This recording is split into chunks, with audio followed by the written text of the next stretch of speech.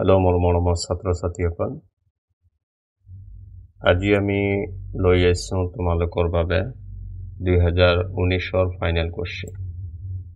ইয়াৰ আগত আমি আলোচনা কৰিছোঁ 2017-18 কোৱেশ্চন। আজি যেটো আলোচনা কৰিম এইটো হ'ল 2019 কোৱেশ্চন। এই 19 কোৱেশ্চনত কোনবিলাক কোৱেশ্চন আহিছে এইবিলাক আজি আমি আলোচনা কৰিম। সো 1 নম্বৰ কোৱেশ্চনটো আহিছে যে মান হুয়া মালিক ইয়াউমিদ্দিন, অৰ্থাৎ শেষ বিচাৰৰ দিনৰ মালিক কোন? শেষ বিচাৰৰ দিনৰ মালিক কোন?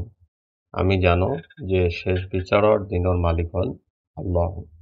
ইয়াত এনসাৰটো আল্লাহ লিখিলে কাৰেক্ট হবে। ইয়াৰ আগতো এই কোশ্চেনটো আছিল। 2 নম্বৰ কোশ্চেনটো হল মাজা কানা মুহাম্মদ সাল্লাল্লাহু আলাইহি ওয়াসাল্লাম ইয়াফআলু ফি গায়রি হিরা। মুহাম্মদ সাল্লাল্লাহু আলাইহি ওয়াসাল্লামে গায়রে হিরাত কি করেছিল? মুহাম্মদ সাল্লাল্লাহু আলাইহি ওয়াসাল্লামে গায়রে হিরাত আল্লাহর ইবাদত করি আছে। এটা আনসার। 3 নম্বর কোশ্চেনটা হল মান রুইয়া ফি দারসিকাল হাদিসিল্লাযী ইয়াতাআল্লাকু ফি ফাজিলাতিল ইলম। তোমার পাঠত উল্লেখ কৰা মতে বিদ্যা সম্পৰ্কীয় যেটো হাদিস আছে এই হাদিসৰ বৰ্ণনাকাৰী কোন? অর্থাৎ এই হাদিসটো বিদ্যা সম্পর্কে যেটা হাদিস আছে এই হাদিসটা কোনে বর্ণনা করেছিল? আমি জানো যে হাদিসটা আবু হুরায়রা রাদিয়াল্লাহু তাআলা আনহু বর্ণনা করেছিল, অর্থাৎ আবু হুরায়রা রাদিয়াল্লাহু তাআলা আনহুর পৰা বর্ণিত আছে। 4 নম্বর কোশ্চেনটা হল মা ওয়াজিবুন আলাল মুসলিম নাহওয়াদাই। এই কোশ্চেনটা ইয়ার আগত আছে, 2017 তো আছে, 18 তো মনে হয় আছিল। সো এটা হল কি কৈছে যে প্রত্যেকজন মুসলমানের প্রতি দায়িত্ব কি নিজের পিতৃমাতৃর প্রতি। প্রত্যেকজন মুসলমানের দায়িত্ব হল নিজের পিতৃমাতৃর প্রতি সম্মান করা, অর্থাৎ সম্মান প্রদর্শন করা। তারপিছত 5 নম্বর কোশ্চেনটা কৈছে যে মান ওয়াদা তারিখল হিজরি, অর্থাৎ হিজরি চন্দ্র কোনে রাখিছিল বা হিজরি চন্দ্রের সূচনা কোনে করেছিল? আমি জানো যে এই হিজরি চন্দ্রের সূচনা করেছিল হযরতে ওমর বিন খাত্তাব রাদিয়াল্লাহু তাআলা আনহু।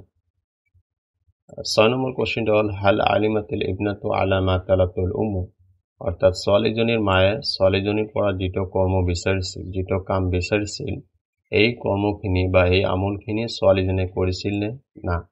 আমি জানো যে ছোৱালীজনীৰ মায়ে ছোৱালীজনীৰ পৰা যেটো বিচাৰিছিল এইটো হল যে তুমি গাখীৰত পানী দিয়া, কিন্তু ছোৱালীজনীয়ে এই গাখীৰত পানী দিয়া নাই, অৰ্থাৎ ছোৱালীজনীৰ মায়ে যেটো বিচাৰিছিল ছোৱালীজনীয়ে এইটো কৰা নাই। ইয়াৰ আনসাৰ হ'ব লা। 7 নম্বৰ কোশ্চেনটা হল আইনা ওয়াকাবাতিল হামামা, অৰ্থাৎ পাৰচৰাইটো কত ৰয়েছিল? আমি জানো যে পাৰচৰাইটো নদীৰ পাৰত ৰয়েছিল।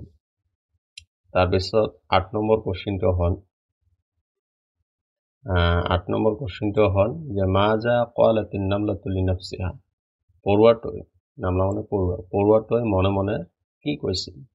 এটা এনসাৰটো অলপ ডাঙৰ হ'ব। পৰুৱাটোৱে মনে মনে কৈছিল যে এতিয়া মোৰ দায়িত্ব হল পাৰচৰাইটোৰ সৎকৰ্ম প্ৰতিদান কৰা, কিয়নো পাৰচৰাইটো মোক ডুব যোৱাৰ পৰা ৰক্ষা কৰিছে। এইটো হল এনসাৰ, অলপ ডাঙৰ হ'ব। 9 নম্বৰ কোশ্চেনটো হল মাতা খৰাজা সালিমুন ওয়া সুমন ইলাল হুকুলি, অৰ্থাৎ সালিম আৰু সুমন কেতিয়া খেতিপথাৰলৈ ওলাই গৈছিল? আমি জানো যে সালিম আৰু সুমনে বন্ধৰ দিনা পুৱাতে খেতিপথাৰলৈ ওলাই গৈছিল। আৰু 10 নম্বৰ কোশ্চেনটো হল মাজা তা'মালুল ফাল্লাহাত। ফাল্লাহাত মানে খেতিয়কসকল, মহিলা খেতিয়কসকল। এই মহিলা খেতিয়কসকলে কি কৰ্ম কৰিছিল? আমি জানো যে মহিলা খেতিয়কসকলে আলু আৰু পিয়াজ ৰোপণ কৰিছিল। 11 নম্বৰ কোশ্চেনটো হল মিন আইনা ইস্তাৰি আহমদেৰ দাওয়া। দাওয়া মানে ঔষধ। আহমদে কৰ পৰা ঔষধ কিনিছিল? আমি জানো যে আহমদে ফাৰ্মেসিৰ পৰা ঔষধ কিনিছিল। 12 নম্বর কোশ্চেনটো হল হাল শাফি আহমদ বাদা ইস্তেমালি দাওয়া। দাওয়া ঔষধ, অর্থাৎ আহমদে ঔষধ ব্যবহার করার পিছত এই আহমদে এই বেমাৰৰ পৰা আৰোগ্য হৈছিল নে, ভাল হৈছিল নে? আমি জানো হ্যাঁ, আহমদে ঔষধ ব্যবহার করার পিছত ভাল হৈছিল। 13 নম্বর কোশ্চেনটো হল মান আখাযা ইয়াসমাউ দুআ তিফলু। তিফলু মানে লৰা, অৰ্থাৎ এই লৰাজনৰ যে প্ৰাৰ্থনা এই লৰাজনৰ প্ৰাৰ্থনা কোনে শুনিছিল? লৰাজনৰ প্ৰাৰ্থনা এইজন মানুহে শুনিছিল।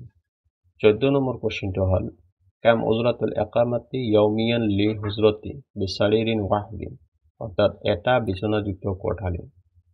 বিছানাযুক্ত কোঠালির একদিন ভাড়া কিমান, ইয়াৰ মূল্য কিমান, মানে এদিন যদি আমি থাকিবলৈ যাওঁ এটা বিছনাযুক্ত কোঠালিত তেতিয়াহ'লে ইয়াৰ মূল্য কিমান, ভাড়া কিমান।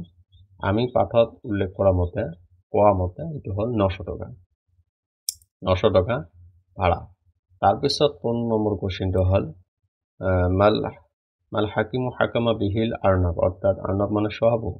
এই শহাপহুক যে বিচাৰক বনাইছিল, শহাপহুক যে বিচাৰক পাতিছিল, বিচাৰক পতাৰ পিছত এই শহাপহুৱে বিচাৰক হিচাপে কি ৰায় দিছিল?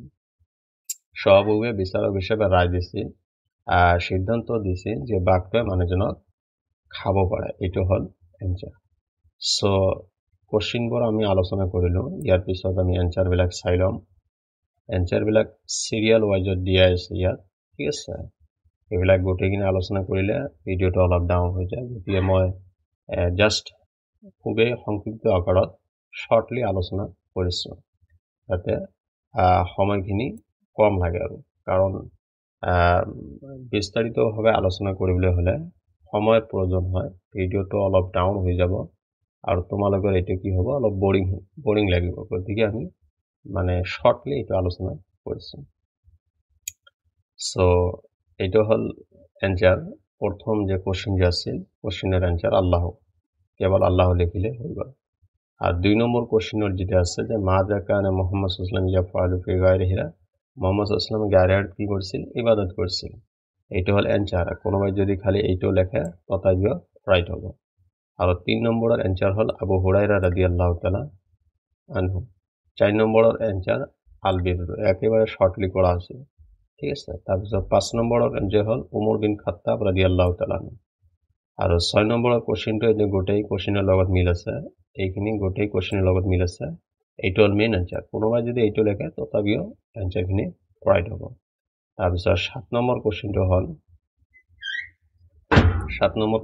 হ'ল যে ইয়াত কি কৈছে, 7 নম্বৰ কোশ্চেনটো হৈছে যে পাৰ্চাৰটো ক'ত ৰৈছিল, এইটো গোটেইখিনি হ'ল ওয়াকাবাদাল হামামুদু আলা শাতিন নাহাৰি, নদীৰ পাৰত ৰৈছিল। আৰু 8 নম্বৰ কোশ্চেনটো অলপ ডাঙৰ, এইটো মই কৈ দিছোঁ, এইটো গোটেইখিনি হয়, ঠিক আছে। তাৰপিছত 9 নম্বৰ কোশ্চেনটো হ'ল, এইটো 9 নম্বৰ কোশ্চেন হয়, ঠিক আছে। গোটেইখিনি লিখিব লাগিব। বন্ধৰ দিনা পুৱাতে খেতি পথাৰলৈ ওলাই গৈছিল সালিম আৰু সুলাইমান। আৰু 10 নম্বৰ কোশ্চেনটো হয় এইটো কোশ্চেনৰ এনচাৰখিনি, মহিলা খেতিয়কসকলে আলু আৰু পিঁয়াজ ৰোপণ কৰিছিল। আৰু 11 নম্বৰ কোশ্চেনৰ এনচাৰ একেবাৰে সহজ, ফাৰ্মাচীৰ পৰা ঔষধ কিনিছিল। আৰু 12 নম্বৰ কোশ্চেনটো একেবাৰে সহজ, এইটো হ'ল মেইন এনচাৰ। কোনোবাই যদি গোটেইখিনি লেখে তথাপিও হ'ব, আৰু এইটো যদি নাম লেখে তথাপিও ৰাইট হ'ব। আৰু 13 নম্বৰ কোশ্চেনৰ এনচাৰটো একেবাৰে সহজ আৰু ৰাজুলু। 14 নম্বৰটো গোটেইখিনি, ইয়াৰ মেইন এনচাৰ হ'ল তিসু মিয়াতি ৰুবিয়ানে, এইখিনি হ'ল মেইন এনচাৰ। কোনোবাই যদি এইটোও লেখে তথাপিও এনচাৰখিনি ৰাইট হ'ব, আৰু গোটেই লিখিলে আৰু ভাল। তাৰপিছত 15 নম্বৰ যিটো হ'ল, এইটো 15 নম্বৰ কোশ্চেনৰ এনচাৰ এইটো যে শহাপহুৱে কি ৰায় দিছিল, আইয়াকুল নামিৰ ৰাজুলা, অৰ্থাৎ এই যে বাঘটোৱে মানুহজনক খাব পাৰে। এইটো হ'ল এই ৰায়টো দিছিল শহাপহুৱে, যে বিচাৰক যেতিয়া বনাইছিল, বিচাৰক হিচাপে ৰায় দিছিল যে বাঘটোৱে মানুহজনক খাব পাৰে। সো এয়া আছিল তোমালোকৰ 2019 কোশ্চেন আৰু কোশ্চেনৰ লগত ইয়াৰ এনচাৰখিনি আমি আলোচনা কৰিলোঁ। নেক্সটত আমি 2020 পৰা 2020 পৰা নহয় 2020 কোশ্চেনটো আমি আলোচনা কৰিম। সো আজিৰ ভিডিঅ' ইমানতে।